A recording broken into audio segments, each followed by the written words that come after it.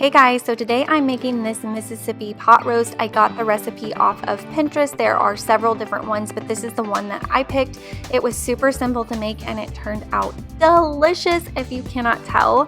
And I'm going to show you everything I used and how I did it. So you will need a stick of butter, a packet of ranch, a packet of the onion soup mix, and you will need a can of the pepperoncini. I'm not sure if I'm saying that right. And then a chuck roast is what it called for.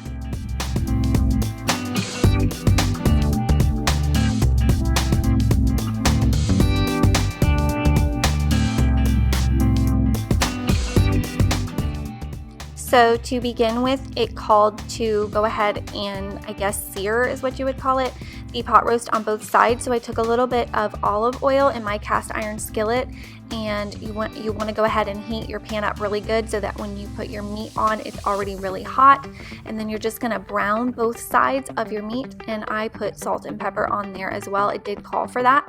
So I sprinkled some salt and pepper on each side and I browned them, and it took about 3 minutes for each side, and then I was ready to put it into the crock pot.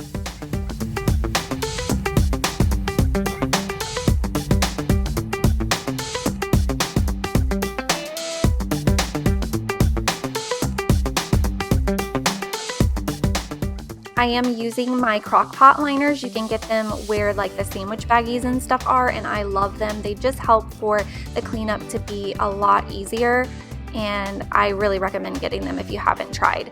So now I'm just putting all of the ingredients in.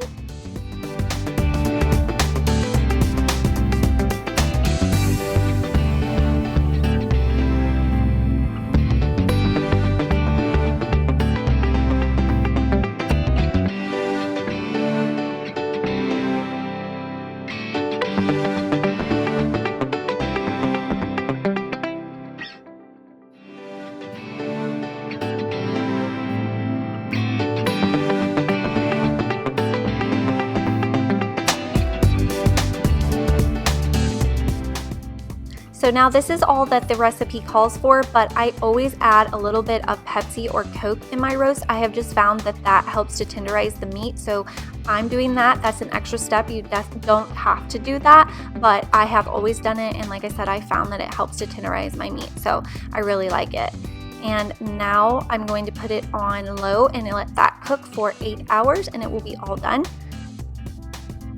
I like to make these kind of rolls when we have roast. The girls love them as well. They're super yummy, and you can find them in the frozen section. You do have to lay them out quite a bit of time ahead, so you want to make sure that you don't forget to do that. I just put them in the little cupcake type thing and cover them with saran wrap, and they rise as the day goes on, and then right before you're ready to eat, you just bake them in the oven.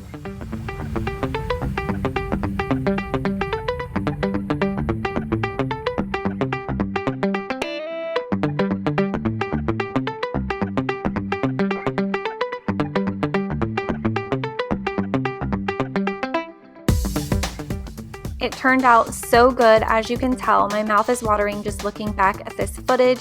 It is definitely something I will be making again. I hope you guys enjoyed this, and if you want to give me a thumbs up, that would be great. Don't forget to subscribe before you leave, and I will see you guys next time.